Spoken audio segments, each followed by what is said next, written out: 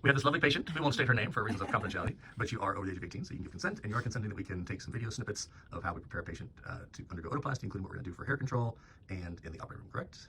Yes. So one of the things we do often in pre-op is we start with the white elastic strap, and one of the technical things important is you want to picture when the ear is corrected, you don't want to be touching the white elastic. If this white elastic strap's too low, then we correct the ear, you can kind of throw off your surgical judgment. So the white strap should be nice and high, so when the ear is corrected, the white strap is still 6, 7, 8 millimeters above the peak of the ear. Okay, so now we've taped, with paper tape, we've taped the elastic strap to the patient. You can see there's a little bit of overlap. You don't want to get too much here, but you have to have some. And there's kind of an irony with the way that the human head is shaped, that right when this white thing is ready to pop off, that's usually the right spot. So getting a little bit of tape on the hair, as little as is necessary, is part of the process. And then on the forehead, I usually run a couple strips of tape down. That just prevents it so it can't pop off. Now we place the bouffant, and I like the lower edge of the bouffant to be approximately halfway, about 50% on the white elastic strap. Yeah. So now the white tape is secured the bouffant to the elastic strap. We're almost done. Like a lot of people, this patient's got nice, show the poofy hair. She's got a pretty good hair poof, so we'll take care of that next. You can get this on video. So I just take a little tape. Try and get it, just kind of squish that down. And maybe one more strip. And so he'll just have a lot of hair. He's got to kind of deal with it. So now we've got the hair. Oh, look at that. We'll edit that out. She's got extra. Yep. So now we got the hair as tightly controlled as we can. We've got good access to both ears. If the ear comes back, it does not touch the tape. It does not touch the elastic strap. Plenty of working room. And then we'll see how we drape it out in the operating room. So patient's now asleep. You can see we got some tegaderms on the eyes. The ET tube is secured. Now we'll still use a little bit more tape to see if we can get hair control. I guess the arching theme here is to try and get all the hair out of the way without shaving it. People don't like their hair being shaved. So just a few more strips of paper tape. Once again, that check, we can still put the ear back.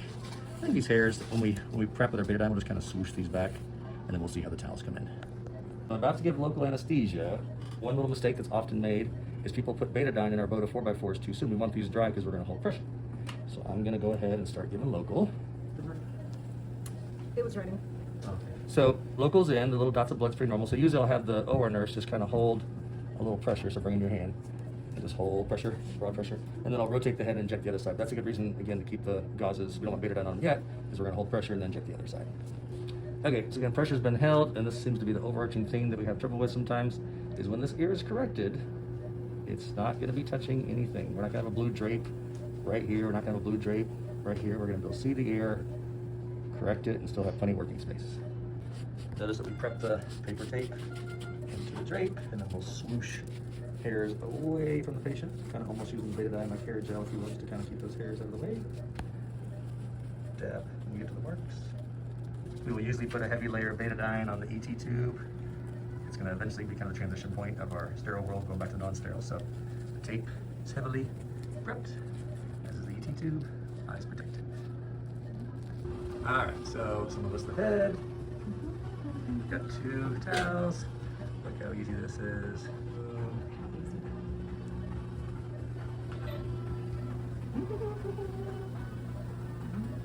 So far we got 1 towel clip, 2 towels, and that blue towel. Push the ear against the scalp just to show how it. So the blue towel's not too loaded. Standard OR sticky drapes. Nice and simple. Same thing over here.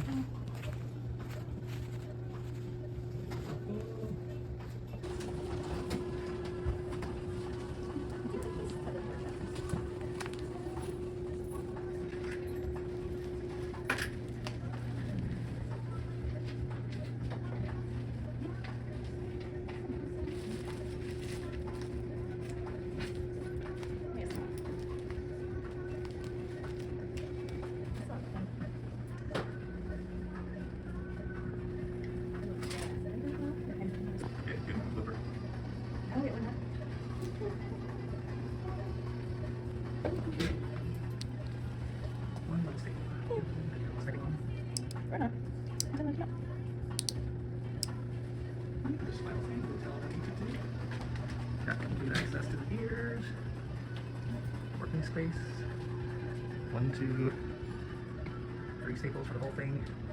Use the sticky drapes. Easy peasy. So we're getting ready to start, but again, some of the things to think about. See, the hair has been swooshed back with the betadine.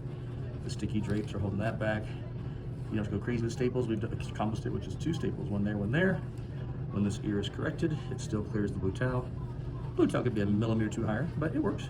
It's not going to touch the blue towel, so it's important. And I got plenty of room to work. I'm not in a hole, so we can do the operation.